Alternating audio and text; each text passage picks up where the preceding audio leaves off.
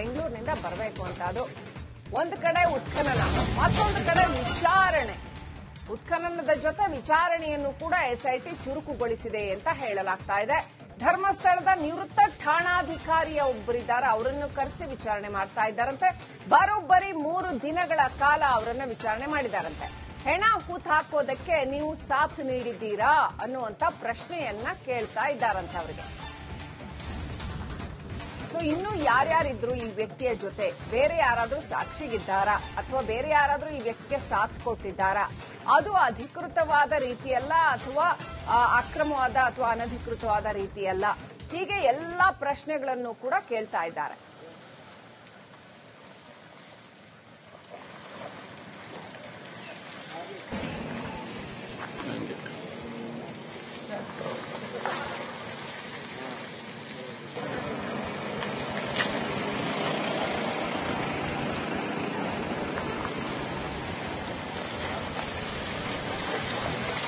ಇತ್ತೀಚಿನ ದೃಶ್ಯಗಳಿದು update visuals ನೋಡ್ತಾ ಇದ್ದೀರಾ. ಎಸ್ಐಟಿ ಕಚೇರಿಗೆ ಆ ನಿಗೂಢ ವ್ಯಕ್ತಿ ಬಂದಿದ್ದಾನೆ. ಅಲ್ಲಿಂದ ಅಧಿಕಾರಿಗಳು ಇನ್ನೇನು ಕೆಲವೇ ಕ್ಷಣಗಳಲ್ಲಿ ತೆರಳುತ್ತಾರೆ ಅಂತ ಹೇಳಲಾಗ್ತಾ ಇದೆ. ಆತ ಎಲ್ಲಿ ಕರ್ಕೊಂಡು ಹೋಗ್ತಾನೆ ಇವತ್ತು ಏನ್ ಕತೆ?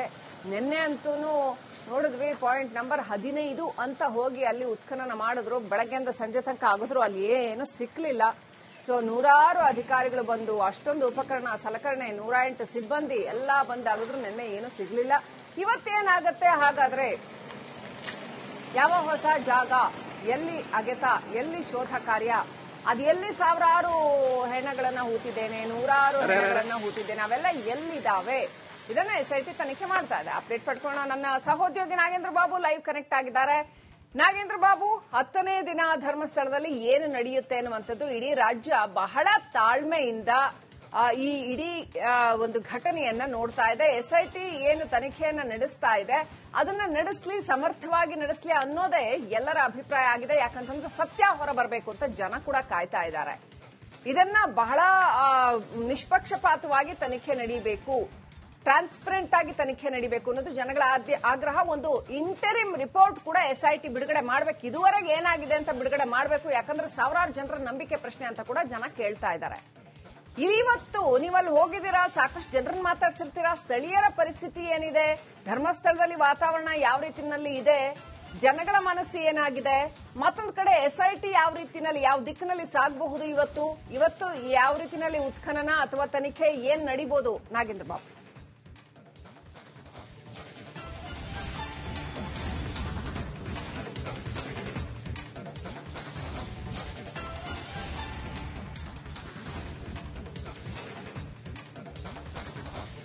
ಶ್ರೀಲಕ್ಷ್ಮಿ, ನೋಡಿ, ಬಹಳ ಕುತೂಹಲ ಇರುವಂತದ್ದು, ಅದರಲ್ಲೂ ಪ್ರಮುಖವಾಗಿ ಸಿಎಂ ಸಿದ್ದರಾಮಯ್ಯ ಅವರು ಜನರ ಹಿತರಕ್ಷಣೆಗೋಸ್ಕರ ಈ ಒಂದು ಎಸ್ಐಟಿ ತನಿಖಾ ತಂಡವನ್ನ ಫಾರ್ಮ್ ಮಾಡಿರುವುದು.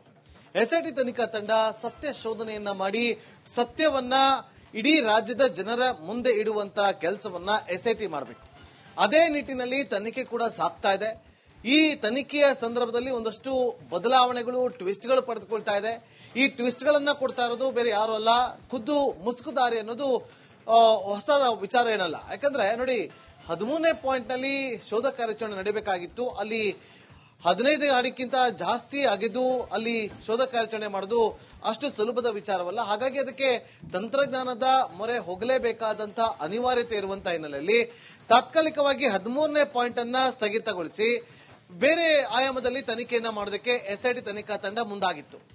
ನಿನ್ನೆ ಬೆಳಗ್ಗೆ 10:20 ಎಸ್ಐಟಿ ಕಚೇರಿಗೆ ಆಗಮಿಸುವಂತಹ ಮುಸುಕುದಾರಿ ವ್ಯಕ್ತಿ ಹೊಸ 4 ಜಾಗವನ್ನ ತೋರಿಸ್ತೀನಿ ಅಂತೇಳಿ ಇಲ್ಲಿಂದ ಕರ್ಕೊಂಡು ಹೋಗ್ತಾನೆ. ಆತ ಕರ್ಕೊಂಡು ಹೋದಂತ ಜಾಗದಲ್ಲಿ ಆತನಿಗೆ ಒಂದು 15 ನಿಮಿಷ ಕಾಲಾವಕಾಶ ಕೊಡುತ್ತೆ. ಆತ ಹುಡುಕಾಡದ ಬಳಿಕ 2 ಸ್ಥಳಗಳನ್ನ ತೋರಿಸ್ತಾನೆ. ಆ 2 ಸ್ಥಳಗಳಲ್ಲಿ ಉತ್ಖನನ ಮಾಡುವಂತೆ ಆತ ಸೂಚನೆ ಕೂಡ ಕೊಡ್ತಾನೆ.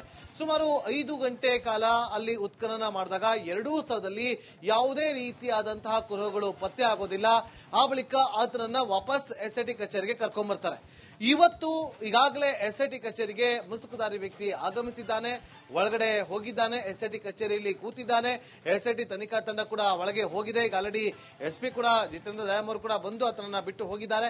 ಹಾಗಾಗಿ ಆತನನ್ನ ಇವತ್ತು ಆತನಿಂದ ಮಾಹಿತಿಯನ್ನ ಪಡೆದುಕೊಂಡು ಆತ ಏನಾದ್ರೂ ಹೊಸ ಜಾಗವನ್ನ ತೋರಿಸ್ತಾನ ಅನ್ನೋದು ಒಂದಷ್ಟು ಕುತೂಹಲ ಕೂಡ ಇದೆ. ಹಾಗಾಗಿ ರಿಪಬ್ಲಿಕ್ ಕನ್ನಡಕ್ಕೆ ಇರುವಂತಹ ಮಾಹಿತಿ ಪ್ರಕಾರ ಇವತ್ತು ಕೂಡ ಆತ ಹೊಸ ಜಾಗವನ್ನ ತೋರಿಸ್ತಾನೆ.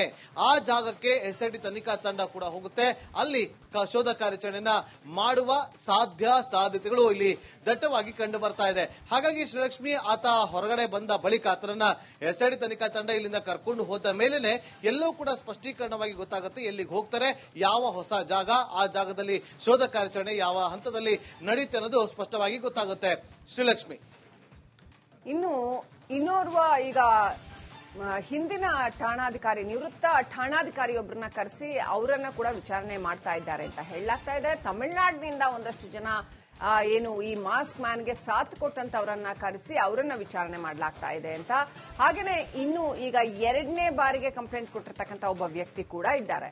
ಹಾಗಾದ್ರೆ ಈ ಒಟ್ಟು ಚಿತ್ರಣ ಏನ್ ನಡೀತಾ ಇದೆ, ಯಾರ್ಯಾರನ್ನ ಕರೆಸಿ ತನಿಖೆ ಅಥವಾ ವಿಚಾರಣೆ ನಡೆಸ್ತಾ ಇದ್ದಾರೆ, ಅದರಿಂದ ಏನಾದ್ರೂ ಔಟ್ಕಮ್ ಬರ್ತಾ ಇದೆಯಾ? ಎಸ್ಐಟಿದು ಇಂಟರಿಮ್ ರಿಪೋರ್ಟ್ ಅಥವಾ ಫಸ್ಟ್ ರಿಪೋರ್ಟ್ ಯಾವಾಗ ಬರಬಹುದು? ಯಾಕಂತಂದ್ರೆ ಜನ ಹಿಂಗೆ ಇದನ್ನ ತಳ್ಳಿ ಕಾದ್ಕೊಂಡು ಕೂತ್ಕೊಳ್ಳೋಕ್ ಆಗಲ್ಲ. ಇದರಲ್ಲಿ ಜನರ ಹಕ್ಕು ಕೂಡ ಇರುತ್ತೆ, ಸತ್ಯವನ್ನ ತಿಳಿಯುವಂತ ಒಂದು ಹಕ್ಕು. ಇದು ಒಂದು ಕ್ಷೇತ್ರದ ವಿಚಾರ ಕೂಡ ಆಗಿರುತ್ತೆ. ಆದ್ರಿಂದ ಏನ್ ಅಪ್ಡೇಟ್ ಇದೆ ನಾಗೇಂದ್ರ ಬಾಬು?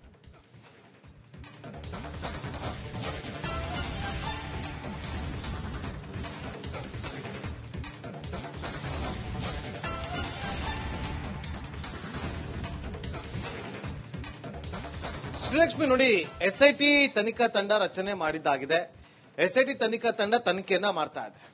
ಇದರಲ್ಲಿ ಪ್ರಾಥಮಿಕ ಹಂತದ ವರದಿ, ಮಧ್ಯಂತರ ವರದಿ, ಅಂತಿಮ ವರದಿ ಸಲ್ಲಿಸಬೇಕು ಅಂತ ಹೇಳಿ ಅವರಿಗೆ ಮ್ಯಾಂಡೇಟರಿ ಏನಿಲ್ಲ.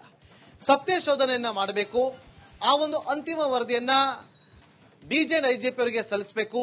ಆ ಡಿಜೆ ಐಜಿಪಿ ಅವರು ಅಂತಿಮ ವರದಿಯನ್ನ ತಗೊಂಡು ಹೋಗಿ ಗೃಹ ಇಲಾಖೆಗೆ ಹಸ್ತಾಂತರವನ್ನ ಕೂಡ ಮಾಡಬೇಕಾಗತ್ತೆ. ನೋಡಿ, ಎಸ್ಐಟಿ ಫಾರ್ಮ್ ಆದಾಗ ಈ ಹಿಂದೆ ಕೂಡ MN ಅನುಚೇತ್ ಅವರು ಇವತ್ತು ಕೂಡ ಈ ಒಂದು ತನಿಖಾ ತಂಡದಲ್ಲಿದ್ದಾರೆ. ಈ ಹಿಂದೆ ಕೂಡ ಗೌರಿ ಲಂಕೇಶ್ ಅವರ ಕೊಲೆ ಪ್ರಕರಣದಲ್ಲಿ ಎಸ್ಐಟಿ ತನಿಖಾ ತಂಡ ರಚನೆ ಆಗಿತ್ತು. ಅವತ್ತು VK ಸಿಂಗ್ ಅವರ ನೇತೃತ್ವದಲ್ಲಿ ಅವತ್ತು ತನಿಖೆ ನಡೆದಿತ್ತು. ಅವಾಗಲೂ ಕೂಡ MN ಅನುಚೇತ್ ಅವರು ಆ ತಂಡದಲ್ಲೂ ಕೂಡ ಇದ್ರು. ಒಬ್ಬ ದಕ್ಷ ಅಧಿಕಾರಿ ಪ್ರಣಬ್ ಮೊಹಂತಿ ಅವರು ಕೂಡ ಇವತ್ತು ಈ ಒಂದು ಎಸ್ಐಟಿ ತನಿಖಾ ತಂಡದ ನೇತೃತ್ವವನ್ನು ವಹಿಸಿದ್ದಾರೆ. ಅವರು ಕೂಡ ಒಂದು ಇನ್ವೆಸ್ಟಿಗೇಷನ್ ಆಫೀಸರ್ಗಳಲ್ಲಿ ಒಬ್ಬ ದಕ್ಷ ಅಧಿಕಾರಿ ಅಂತ ಕೂಡ ಕರೆಸ್ಕೊಂಡಿದ್ದಾರೆ. ಹಾಗಾಗಿ ಈಗ ಅಂತಿಮ ಮಧ್ಯಂತರ ವರದಿಯನ್ನ ಕೊಡಬೇಕು ಅಂತ ಏನಿಲ್ಲ. ಯಾಕೆಂತಂದ್ರೆ 100 ಶವಗಳನ್ನ ಹೂತಿಟ್ಟಿದ್ದೀನಿ ಅಂತ ಹೇಳಿ ಈಗ ಆಲ್ರೆಡಿ ದೂರದಾರನೇ ಕೊಟ್ಟಿರುವಂತಹ ದೂರನ್ನ ಆಧರಿಸಿ, ಆತ ಕೊಡ್ತಾ ಇರುವಂತಹ ಮಾಹಿತಿಗಳನ್ನ ಆಧರಿಸಿ ತನಿಖೆಯನ್ನ ಮಾಡ್ತಾ ಇರುವಂತಹ ಎಸ್ಐಟಿ ತನಿಖಾ ತಂಡ ಈ ಒಂದು ಮಾಹಿತಿಯನ್ನು ಎಲ್ಲೂ ಕೂಡ ಹೊರಗಡೆ ಬಿಡೋದಿಲ್ಲ. ಗೃಹ ಇಲಾಖೆಗೆ ಅಪ್ಡೇಟ್ ಅನ್ನ ಕೊಡ್ತಾ ಇರುತ್ತೆ. ಪ್ರತಿನಿತ್ಯದ ಒಂದು ಏನೆಲ್ಲ ತನಿಖೆಯನ್ನ ಮಾಡಿದ್ವಿ, ತನಿಖೆಯ ಭಾಗವಾಗಿ ಏನೆಲ್ಲ ಆಯ್ತು ಅನ್ನೋದ್ರ ಬಗ್ಗೆ ಪ್ರತಿನಿತ್ಯದ ವರದಿಯನ್ನ ತಮ್ಮ ಮೇಲಧಿಕಾರಿಗಳಿಗೆ ಅವರು ಮಾಹಿತಿಯನ್ನ ರವಾನೆ ಮಾಡ್ತಿರ್ತಾರೆ. ಅದೇ ರೀತಿಯಾಗಿ ಮೇಲಧಿಕಾರಿಗಳು ಗೃಹ ಇಲಾಖೆಗೂ ಕೂಡ ಅದೇ ರೀತಿಯಾದಂತಹ ಮಾಹಿತಿಯನ್ನ ಕೊಡ್ತಾ ಇರ್ತಾರೆ. ಹಾಗಾಗಿ ಈ ಒಂದು ತನಿಖೆ ಪೂರ್ಣಗೊಳ್ಳುವವರೆಗೂ ಕೂಡ ಅದು ಅಂತಿಮ ವರದಿ ಆಗಷ್ಟೇ ಗೊತ್ತಾಗುತ್ತೆ. ಸದ್ಯಕ್ಕೆ ಈಗ ಸಿಗ್ತಾ ಇರುವಂತಹ ಮಾಹಿತಿ ತನಿಖೆ ಯಾವ ಹಂತದಲ್ಲಿ ನಡೀತಾ ಇದೆ, ಹೇಗೆ ನಡೀತಾ ಇದೆ ಅನ್ನೋದು ಒಂದಷ್ಟು ಮಾಹಿತಿಗಳು ಸಿಗ್ತಾ ಇದೆ ವಿನಃ ಈಗ ಎಲ್ಲರೂ ಕೂಡ ನೋಡ್ತಿದ್ದಾರೆ. ಇಡೀ ರಾಜ್ಯದ ಜನತೆ ನೋಡಿದರೆ ಅದೆಲ್ಲರೂ ಕೂಡ ಕಣ್ಣಿಗೆ ಕಾಣಿಸ್ತಾ ಇದೆ. ಅದನ್ನ ಹೊರತುಪಡಿಸಿ ಇನ್ಸೈಡ್ ಏನಾಗ್ತಾ ಇದೆ ಅನ್ನೋದನ್ನ ಎಸ್ಐಟಿ ಎಲ್ಲೂ ಕೂಡ ರಿವೀಲ್ ಮಾಡೋದಿಲ್ಲ, ರಿವೀಲ್ ಮಾಡಲೂಬಾರದು. ಅದು ಮ್ಯಾಂಡೇಟರಿ ಕೂಡ. ಶ್ರೀಲಕ್ಷ್ಮಿ, ದಯವಿಟ್ಟು ಹಾಗೆ ಸಂಪರ್ಕದಲ್ಲಿದೆ ನಾಗೇಂದ್ರ ಬಾಬು. ಬ್ರೇಕಿಂಗ್